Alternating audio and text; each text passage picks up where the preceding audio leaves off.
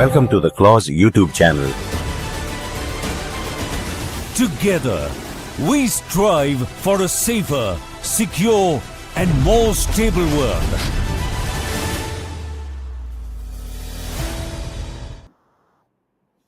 So welcome all to the Clause YouTube channel. We are so happy to welcome such fantastic guests like Professor Nityanand and Ambassador Dharmendra. Aishwarya is here from Clause. She's the specialist on the region. Just a brief intro. I don't think actually any of you all need an intro, but nonetheless, Ambassador Dharmendra was recently in non-resident fellow. He is a non-resident fellow, senior fellow at Carnegie, India.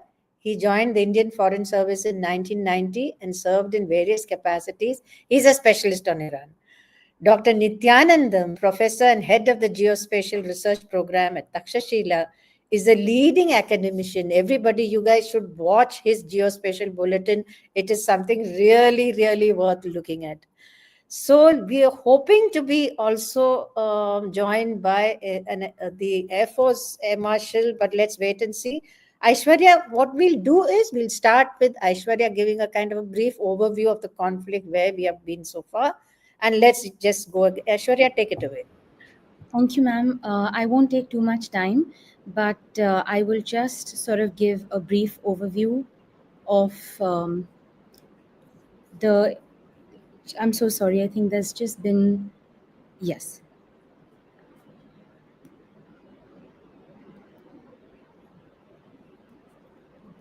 Just a minute, ma'am. There's just a small...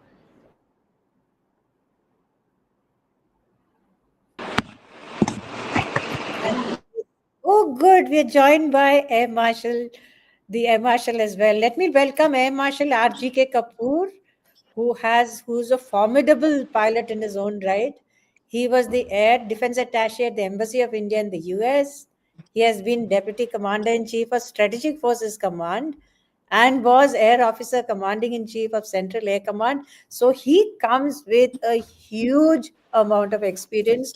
Welcome to the Clause Show, Air Marshal. We're so happy you're here with us. So we'll just start, like I said, Hanji, we'll just start with a very brief overview area, whether the slides are there or not, just go ahead. Right, ma'am. So we know that the conflict began on June 12th with Israel launching an aerial offensive on Iran. And the reason primarily cited was the existential threat posed by Iran by Iran's nuclear and ballistic missile program.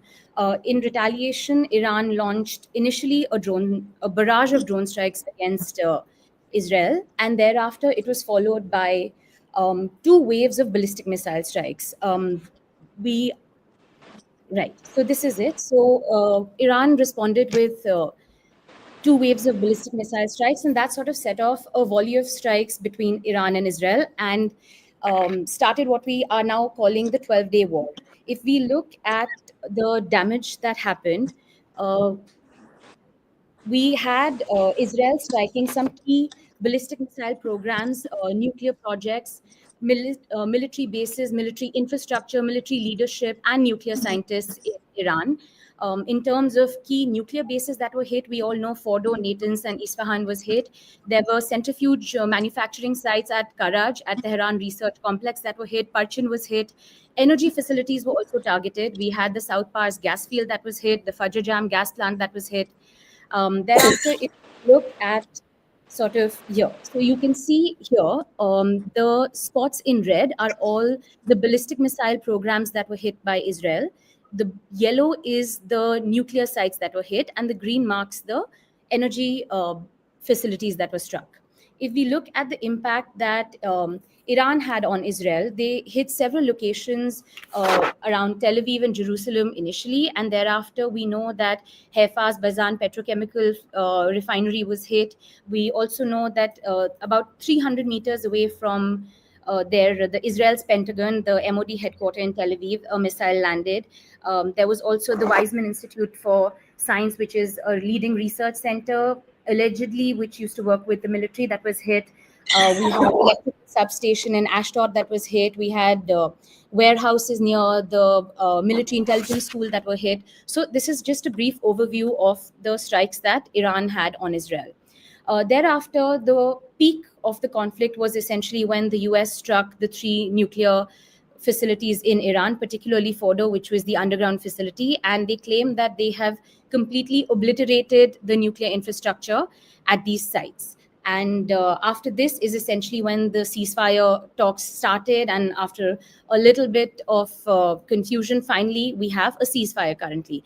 But while Netanyahu came on and said that they have achieved a historic victory against Israel, the US is saying that they have obliterated Iran's nuclear program.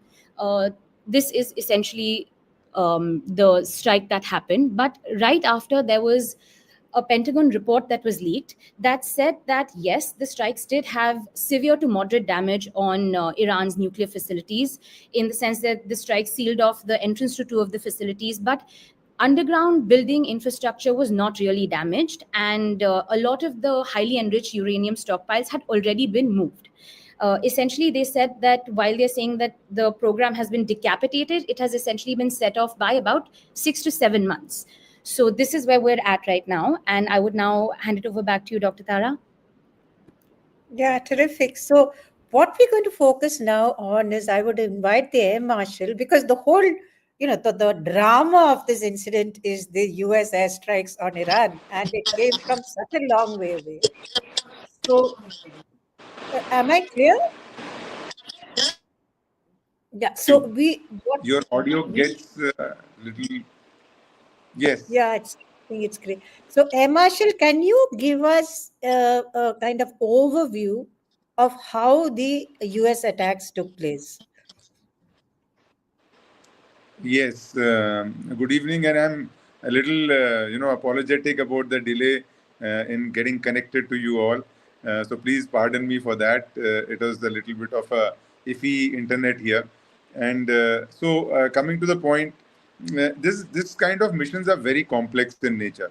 If we go back in time a little bit, about 4 to 5 days, we would realize that there were a lot of movement of aircraft from US to Europe and to Middle East. Especially if we see, the tankers had gone to Europe, and the fighters, especially the F-22s and the F-35s, had flown to Al Udeid in close to Doha in Qatar. And so they were pre-positioned there. Primarily, if you see, when you showed the map of Iran and you showed the Israeli strikes on various infrastructure, economic interests, the energy infrastructure, and the nuclear infrastructure, you would realize that most of the strikes concentrated from western Iran to the central Iran. And that is primarily because of the range of fighter aircraft. They cannot go so far deep into Iran. And so they needed air-to-air refueling. That was also there, which was done. But yet you would find that those ranges are highly limited. So that is one big issue which is for the fighters. But this issue is not such a major issue for an aircraft like a B-2 bomber. It has a range of about 11,000 kilometers. But with full load, that is, its load carriage capability is about 18 tons. And 2 MOPs, or the GBU-57, they weigh about 20, close to 30 and 60,000 pounds. And so when these 2 bombs are loaded on a B-2, it is at the full, its extreme all-up weight. And so when it takes off from US, it takes off with minimum fuel, so that it can get airborne without any problem. And once it gets airborne, it goes into a what we call tanking, that is air-to-air refueling. And so if we see that slide which you showed in the first slide, you would see a tanker very close to where the aircraft took off from, that is the Whiteman Air Force Base in Missouri, which is in Central America. And from there, the next refueling took place over Atlantic Ocean. And the third one closer to north of Africa towards West Asia. So if we could have that slide, the first slide, it would get a little clearer from that. And so the next one, it shows a little better in terms of the tanker. So if we could have the other slide, yes. So now if you see, the first tanker you see is over continental United States, just behind the 7 B-2 bombers, which are depicted on the slide. The second tanker is on the Atlantic Ocean. And the third tanker is on the northeast edge of Africa. That is just before it enters West Asia. And so these are the three tankings which took place for the B2s. At the same time, when the B2s took off, the 7 B2s which took off eastwards, 3 to 4 B2s also took off westwards towards Guam. And they were actually indicating to the whole world that they have taken off. So electronically, they were showing their presence all across as decoys. Now, this long mission with the three tankings, the aircraft reached, and because the fighters, the whole package comprised of 125 aircraft, which included the B2s, the number of tankers, then their electronic warfare support aircraft, their electronic aircraft, the AWACS, the E2C Hawkeyes from the CENTCOM fleet, the F-22, F-35, F-16s, which took off from various bases in the Middle East, and the F-18s, which took off from the aircraft carriers in the Gulf. And so all these aircraft married up together west of Iran. And so they flew over Iraq, coming over Iran. And in the initial part, they were kind of a complete box.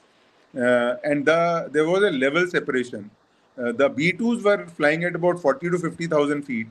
The F-22s went above, and the other F-16s and F-35s were a little lower. And so when they came into Iran, they spread out in all directions, catering for the air defense weapons that the Iranians could deploy.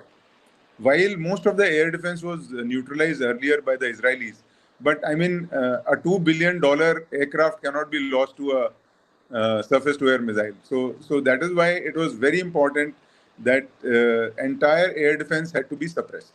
And so as the B-2s, which fly at subsonic speeds, as they entered Iran, the other aircraft went supersonic, and they went ahead, little announcing their position also.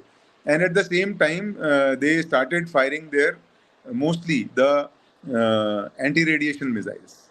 The HARMS, high-speed anti-radiation missile, and the advanced anti-radiation missiles, which have a longer range, double the range of the anti-radiation missiles on the original.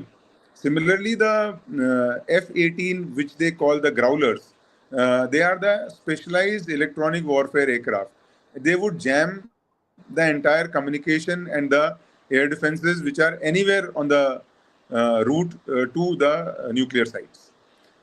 And so, as these aircraft, after the fighters dispersed, the B-2s reached. They separated into two formations. One went for the Fordow with 6, and the other one, the last 7th aircraft, probably went for the Natanz nuclear site. And so 12 bombs were dropped by over Fordow and 2 over Natanz. And from there, these aircraft exited south and then turned back straight.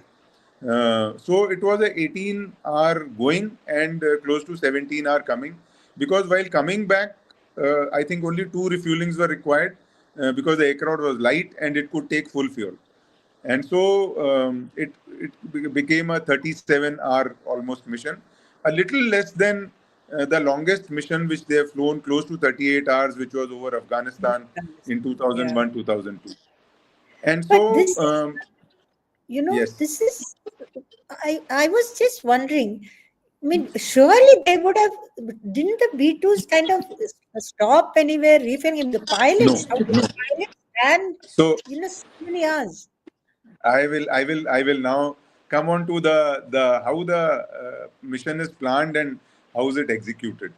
So what they do is they actually have a simulator of a B-2 in Whiteman Air Force Base in Missouri. And what they, I when I was in US, I used to talk to some of these B2 pilots and ask them, how do you plan and do these missions? So, earlier when the first initial missions on B2s were flown, they did not even have this bunk bed which we are talking about Ah, now. right. They used to just put a kind of a wooden bench kind of a thing. And so one pilot would fly and the other would take a nap. Then the second pilot would fly and the first one would take a nap. And they would continue rotating. The second thing that they do is they what we call in Air Force as the go and no go pill. So we take these pills. Go pill means when we take this pill for about 12 to 14 hours, you will not feel sleepy at all. So you keep awake. And Yeah, but a it no all go. sounds, very. I mean, this is at any event, it's a formidable operation, right? So when Absolutely. you say 12 bombs over Fordo and two over Natanz, can we Yes. now, Marshall, I'll have to request you to mute because there's a lot of noise from your end. I'm going to shift to Dr. Nityanand for an assessment of, we'll come back to you, but I will, if Dr. Nityanand can give us a kind of detailed analysis of what was the Air Marshal has given us an idea of how this took place. What is the damage? What do we see the possibility as? Yeah. Thank you, ma'am. Thank you, Claus, and for this opportunity. Yeah, I'm going to present it based on the evidences that we have in open domain. So far, all the evidences comes from the high resolution satellite data sets, because as soon as the hit was confirmed, we could only see high resolution satellite images which are flowing, and the moderate resolution satellite images which are generally blurred and things like that. Those were not sufficient. So we are going to rely as others on the high resolution images which are floating in last 48 hours per second. uh, since Aishwarya has put up a slide, I have put up a little more information on the three sites which got hit here, and there are two more sites where one is a testing facility and the other one is it's a nuclear reactor, which is running. So there are different things, but this one, especially the Bushehr one, is a nuclear power reactor which is running with Russian fuels, right? So these are the three critical facilities of Iran where US has strike. And this slide is to showcase, this was circulating in media, especially in social media, of what went after the strike, let's say after Sunday morning. If you can see on this one, the left hand side, you can see the before image, and here it is an after image. So this is very broad, and people may ask, like, what is there in this two images? The first indicator is the color that you have seen over in this place got changed. It's largely likely due to the explosion which happened in these places. Now I'll go deeper into the sites where got hit. This is another image from Maxa, which is in circulation, which says these are the holes, the craters or holes. Those are created, you know, by these bombs, the deep penetrating bombs, right? So this is one of an exhaust facility where you can see the entrances here, and there are two more entrances also. But these are the three bombs. You can see three dots here and three dots here, which is expected to hit. It is what I can say at this moment is speculated, as it has hit at the right places where it could cause the maximum damage. So I use the word speculation at this moment because unless we get a real footage on ground, we'll not able to corroborate only with the satellite data set, right?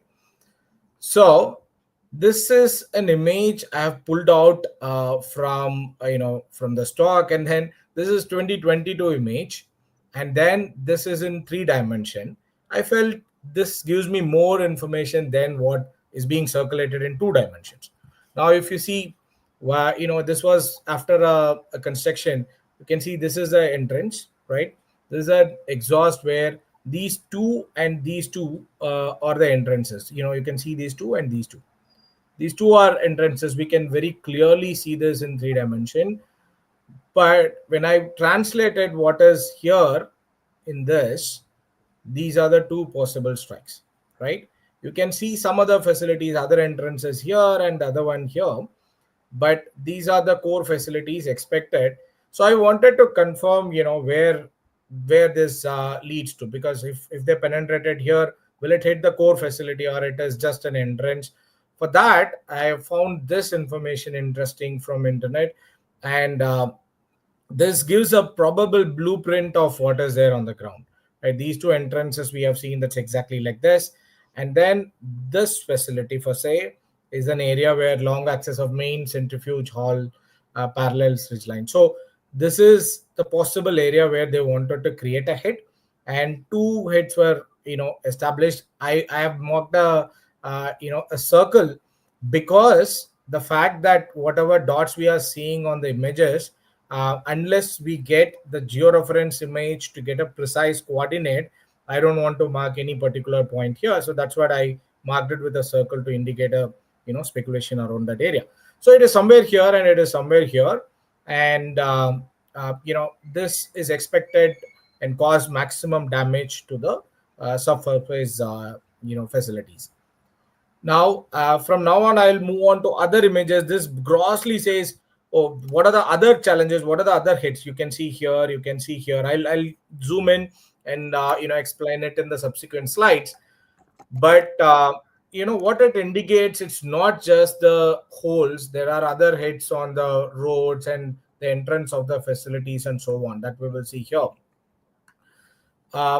While these are around the facilities, when you look at this one specifically, you could see this. This is a main, and this is a ventilator, and these are these are vents, and these are two entrance here, and there are two entrance here, and the main facility is here, and there are two sites, right? Just keep this in mind. When you come back and see here in all those things, those were got hit. All the facilities got hit. So what is largely missed in social media again is the focus was large towards this area where the fuel enrichment plant exists. There is a fire which we captured specifically. I captured it early in the morning on Sunday, that it was burning, and it is picked up by two satellites back to back. And there's a massive fire here because all this was not picked up by NASA fire satellites. While the it was expected to be on the same time, there is no fire picked up on this area, where there is a fire picked up on this area in a different place. This is, let's say, 3 kilometers north of this facility. While saying that, it is possibly because of the kind of ammunition being used, where over here there is a deep penetrating stuff and which could create a shock wave and possible impacts thereafter, which is not evident in terms of burning. And over here, it's a different strike and leads to a fire burning, and that captured in satellite data sets. So this is about the first site. And when we look at the next site, this is the Safahan. So this nuclear site before hit, right? This is before hit. If you can look at it, this is expected. This is said as this is of Tomahawk missile from U.S. Navy as fired at this point. That's how it has been said. So this is an impact on 22nd image. You could see how it is devastated. These are not clouds, by the way. These are all the impacts, the gray ones that you're seeing here, the black ones you're seeing deep here. It has actually demolished a lot of facilities. So here there is no crater. Okay, this is the facility. If you remember, this is a facility where a lot of above surface stuffs are happening. The enrichment programs are happening. So there is no ground impact here. Whereas the ground impact, another site of Natanz, where the ground impact has happened, this has happened outside the facility, right? So while certain destructions happened around the facility and building in supporting infrastructures and so on in the past, where this is before hit, and you can see the after hit imagery from Maxar, which indicates there is a hole. There is another small one. One can argue at this stage whether these are holes or something else. That will come to limelight when more and more imageries are captured on these areas in times to come.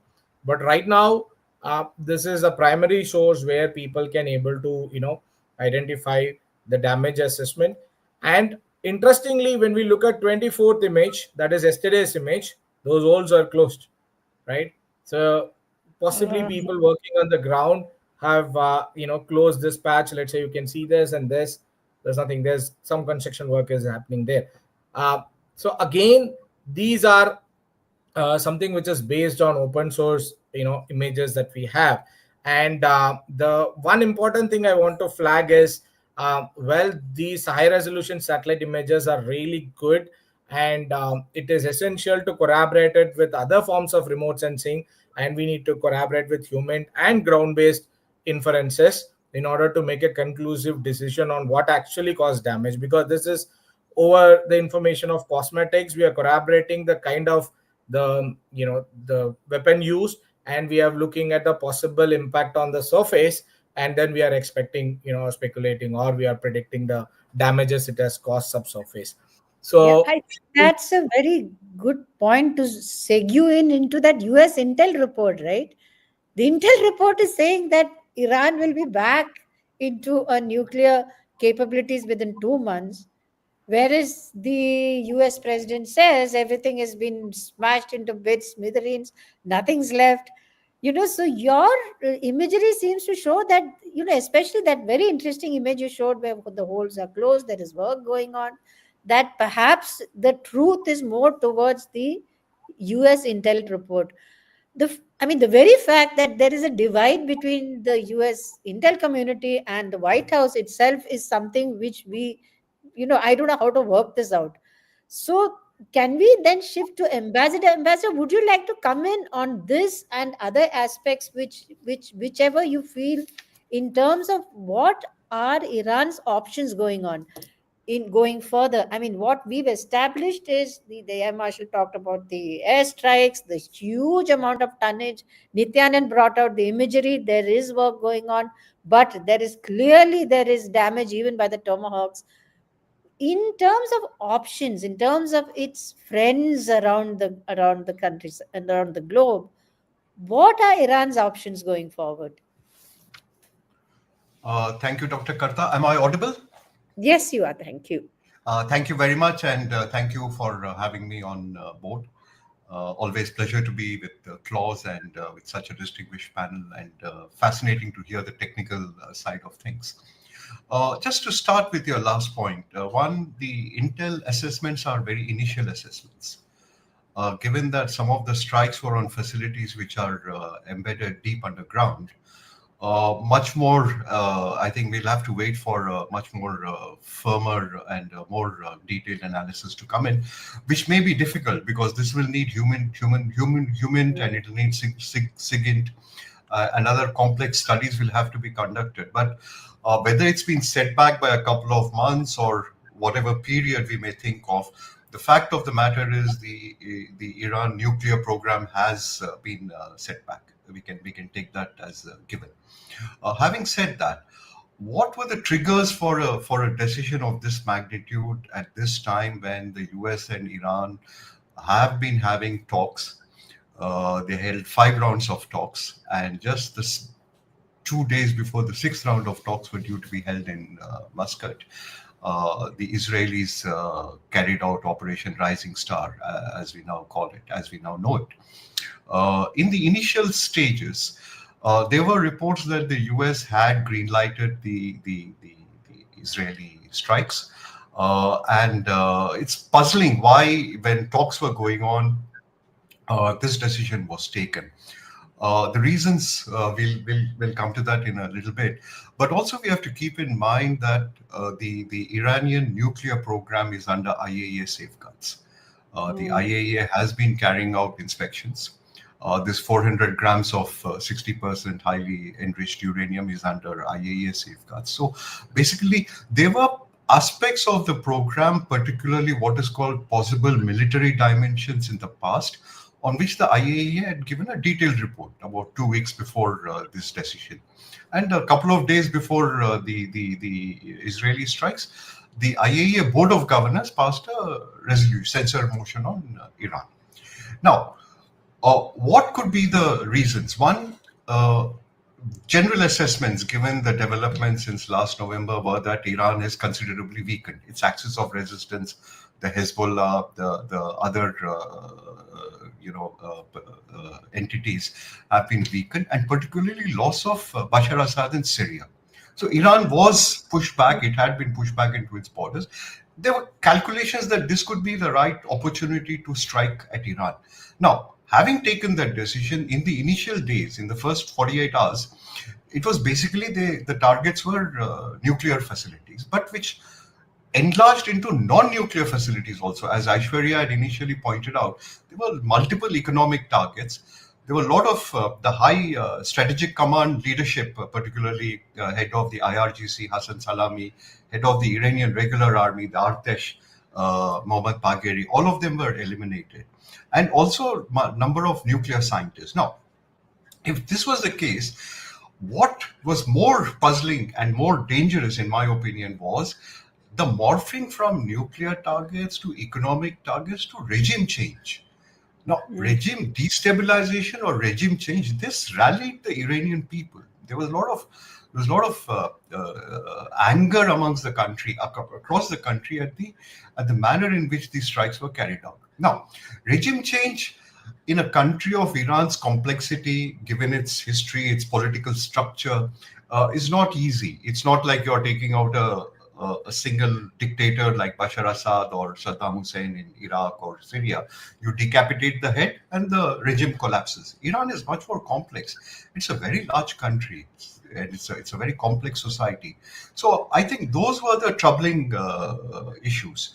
Now, Iran managed to strike back. The devastation on both sides has been considerable. We now have a ceasefire.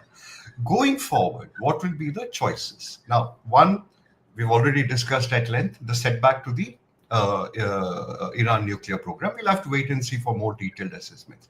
Second, today the Iranian Majlis has adopted a resolution saying that they will suspend all cooperation with the IAEA.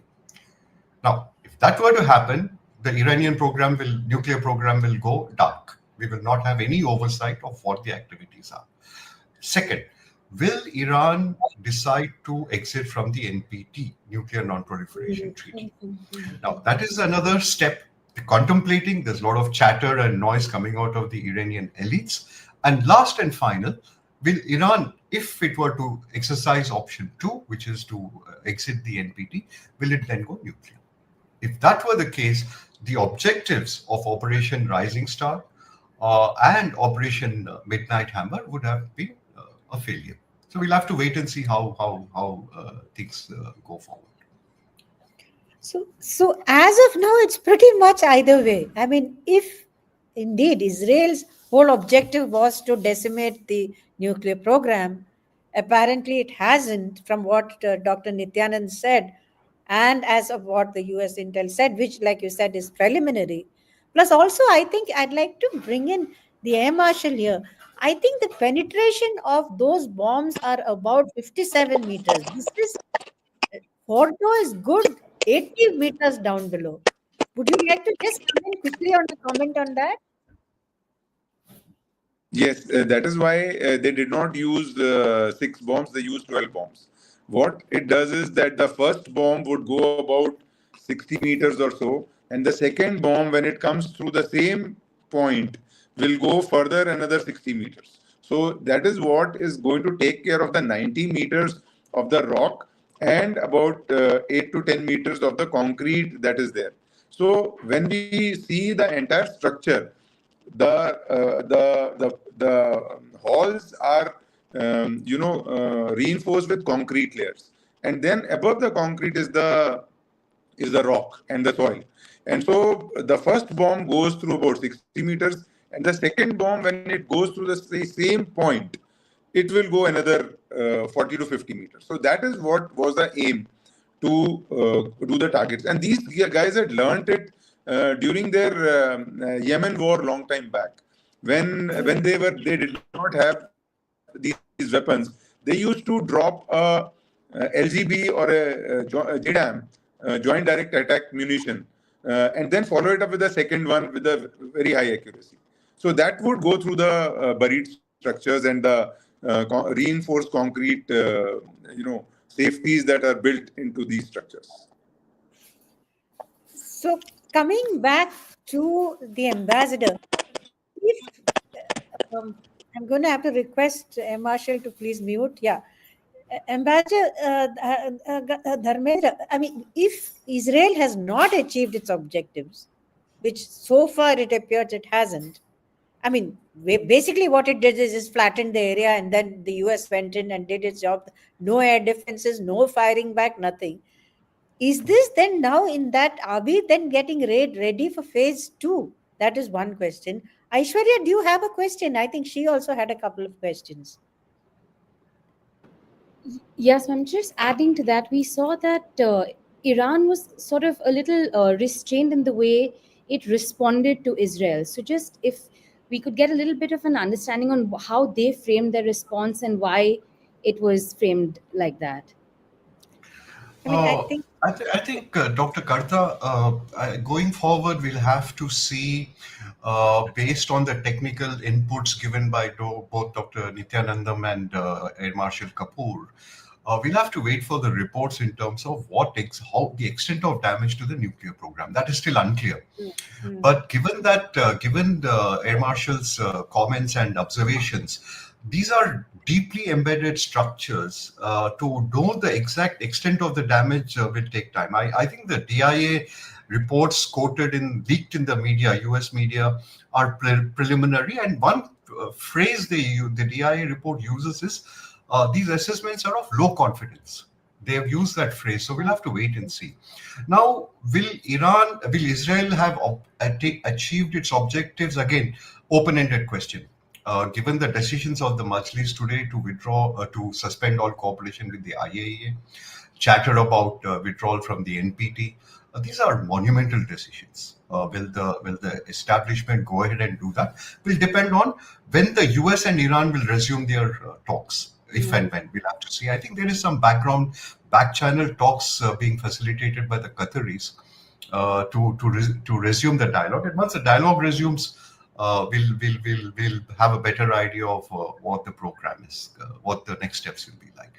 But keeping that in mind, I think we'll have to recall that on Saturday, the OIC foreign ministers met in Istanbul. And the support for Iran was more vocal. There was just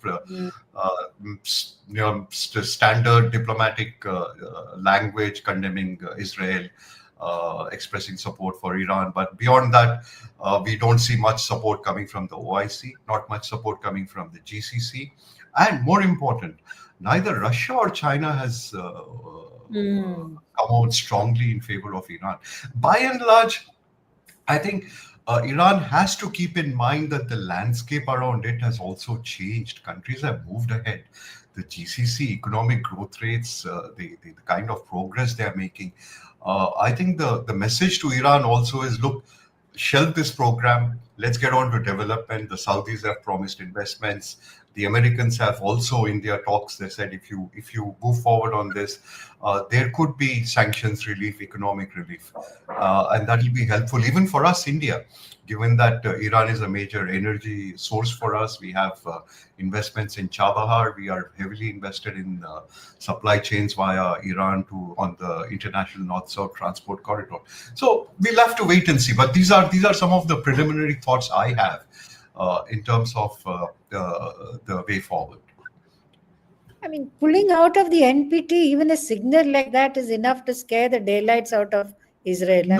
I think, Dr. Karta, that is a step the Iranians have to think through very carefully, because the NPT under Article 10 requires a 90-day notice. So suppose they were to notify now, end of June, say, to the NPT that they're going to withdraw from the NPT. The custodian is the IAEA in Vienna, right? If they were to do that, then you have the difficulty of UN Resolution 2231 of the JCPOA. In the JCPOA, the danger for Iran is the snapback sanctions. Now, right now, Iran is under unilateral US sanctions. If you get into snapback sanctions on which the UN Security Council members, the 5 members, do not have a veto power. Now, if we get into snapback sanctions, then some of the sanctions are going to be monumental.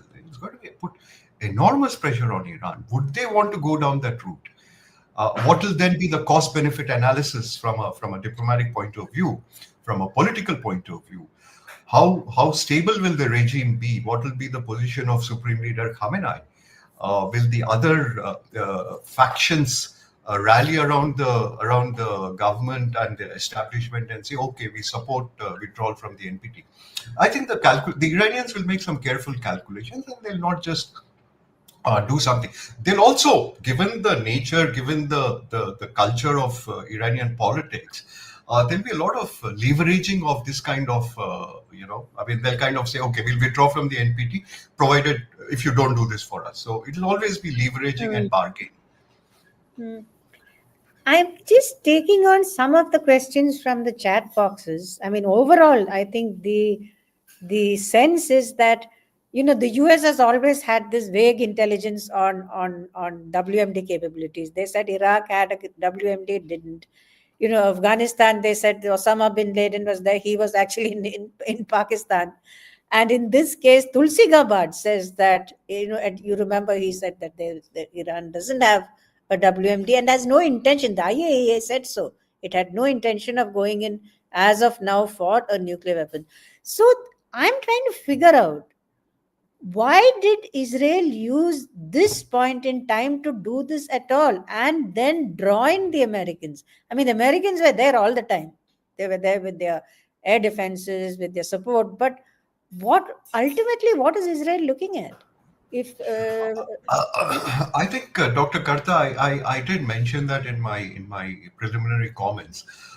They find that Iran is weakened. I mean, it's lost the Hezbollah, it's lost many components of the axis of resistance. Economically, it's on the back foot. So my assessment is Israel thought this is a historic opportunity to get rid of a threat it calls existential to itself. I think that is how they looked at it. And once the air defenses were cleared up, the skies were under Israeli control. The Americans found it low cost to come in and do, as Air Marshal Kapoor explained, come in and take out the final step. Unless and until the Americans had attacked Fordo, the Israelis would not have attained their objective. So we have a combination of factors. But there's one question here for Dr. Nityanand. Is that it says, don't you think if there were secondary explosions inside the bunker, one would see smoke out of the holes bomb which penetrated? Would you like to take that question on? So, that is what we are trying to understand. There are two different aspects here. If it is just a chemical residual which has come out, right? So those are indicated on the spread that we can see the dirts around that area, and that's quite spreaded out along the Fordo facility. But what I was specifically talking about is a burning that we have seen in past few days in different places, especially the refineries and other places. It was continuously burning and picked out. So if there is a visible flame, it would have been picked up, but there is no flame. Perhaps smokes are there, but there is no way to figure it out unless there is a satellite which is there at that particular time, looks after it. I'm sure US satellites would be there, but the satellites which we are discussing is more of optical images, which is taken during daytime, and it is of specific, specific arrangement. So that is why it is not indicated. These are all post the event. That is why we could not able to see any of those. We are only seeing the impact. Now, I want to ask a question which is slightly based on somebody accusing me of being pro-Iran. I just want to say, your thoughts of everybody around in this group is that this is a new type of war. Half of it was from within Iran, as you know. A lot of the strike. This was a brilliantly planned intelligence operation. There is no two ways on this. You may disagree or agree on what the morality or whatever, but in terms of the operation itself, it was fantastic. So I could perhaps go to, I don't know, I hope the Air Marshal's audio is working. If you allow me, I'll add only one point to it. Yes. While yes, the human SIGINT and all of this intelligence played a crucial role, I'm sure the media playout is also nicely Yes, Dr. controlled. Kantara. The media disinformation is also nicely controlled, and especially satellite images. We could see plenty on what happened in Iran, and you can't find much of what happened in Israel per se. So this is how it is nicely controlled and planned and executed. It seems. Sorry. And I was also wondering if perhaps if Ambassador could come in. I mean, is this who? Obviously there's a bunch of people inside Iran who are supporting the Israeli strikes. I mean, assassinations, and so is this? I mean, this is what this Yeah, is. Dr. Karta, very, very interesting point you've raised. There has been a lot of reporting on the penetration by the Israeli intelligence agency of Iranian establishment. They do keep in mind in 2018, the Israelis went in and took out a truck's load of documentation from a warehouse outside of Tehran. They have repeatedly been able to take out top leadership, whether it was nuclear scientists in 2019 November, Mohsen Fakhrizadeh, considered the founder of the Iranian nuclear program. Now we are seeing retribution. The system is going after people. Already they've been executing some so-called Israeli spies and so on. We're going to see the system again consolidate itself and go after some of these people. But as of now, given what Dr. Nityanandam has said, what Air Marshal Kapoor has said, I think we can take it that the program has received a setback. I have to make one other important point. President Trump's decision to launch the strikes took place despite massive objections from his base. There was chatter in the United States that the MAGA base, the so-called MAGA base, was against any involvement in the Middle East.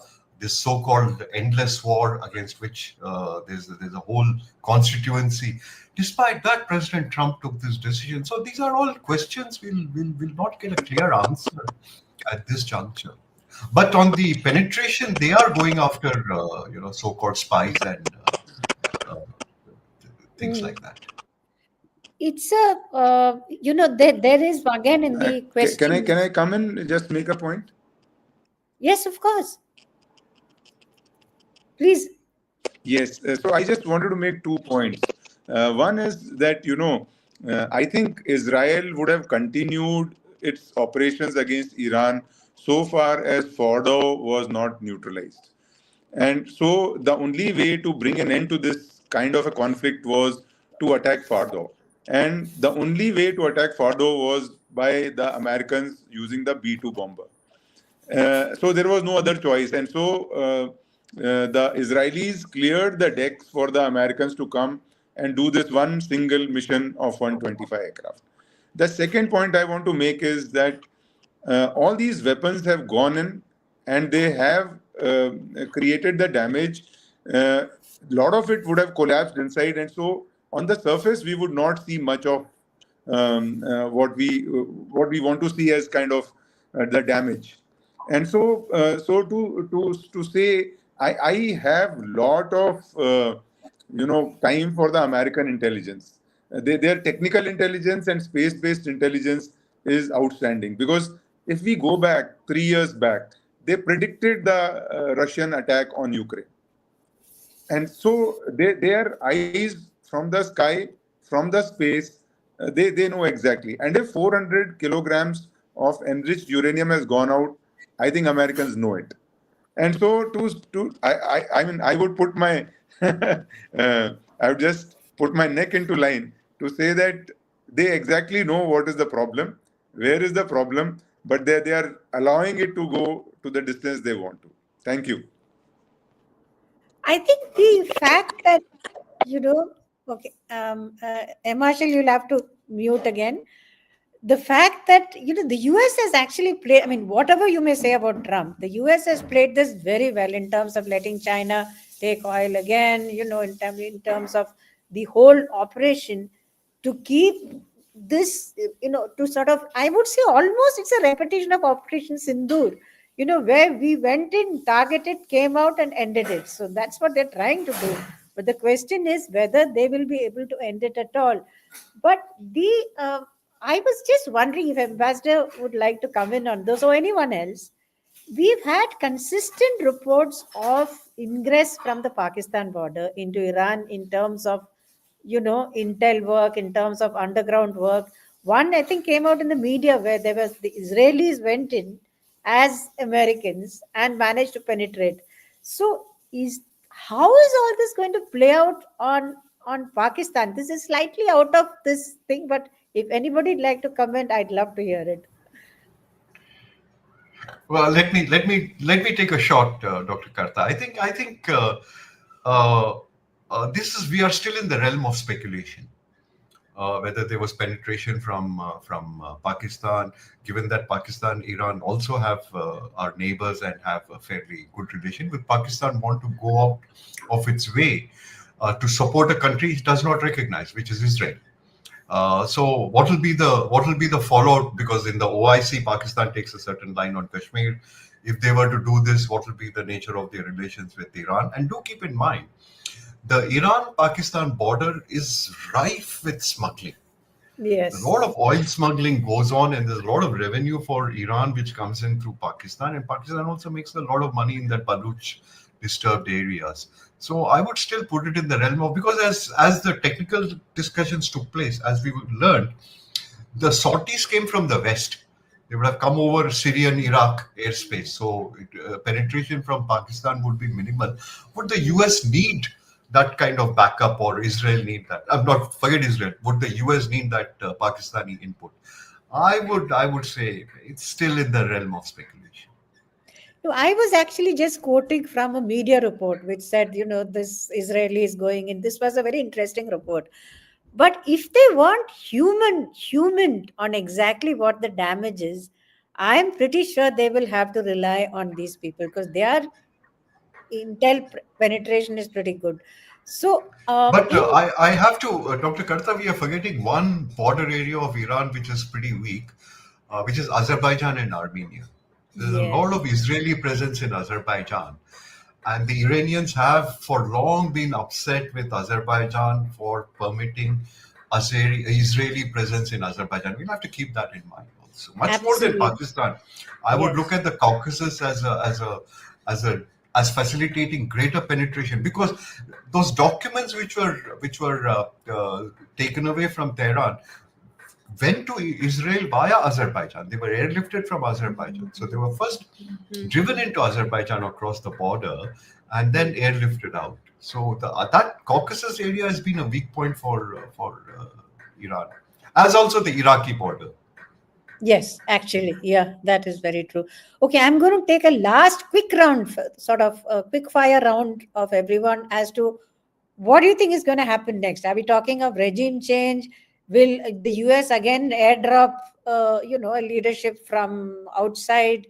Is there any sense anyone is getting of, people are quite fed up. It's not that they've been under sanctions for years.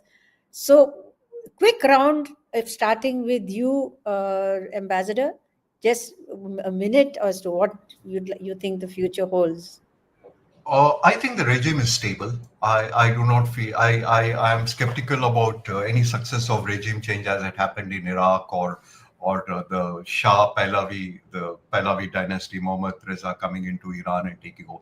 Look, we are talking 46 years after the revolution. There's a whole generation which doesn't remember the Pahlavis, or they're looking at the future. Second, how will Iran reconstitute its defenses? I'll be very interested in that, because their air defenses are decimated. Russia has not been, given its preoccupations in Ukraine, Russia has not been forthcoming in support, neither has China. Last, what will be the international steps Iran will now take? First, the Majlis directive that cooperation with IAEA be suspended. Will they take this decisive and pretty drastic step of withdrawing from the NPT? And will they resume discussions with the United States again? These are critical milestones I will be looking out for going forward. Dr. Nityanand, do you want to come in? Or would you rather stay out of this? Yeah, I think I'm not qualified to say what will happen geopolitically, but what I feel is there are more and more images likely to come. It will answer some of the questions whether 400 kilogram of the radioactive material is taken out or not. And because I think nobody will do when you have many eyes on the sky, and they are deeply looking at every minute changes, if it is an Yep. intention from both the countries. So these answers will come, whether the penetration is deep or not, we will come to know through images and other form of remote sensing and ground intel soon.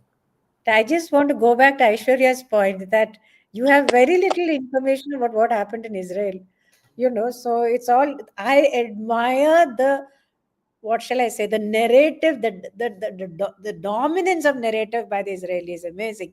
Marshall, would you want to come in on this political question, or would you rather stay away from this minefield?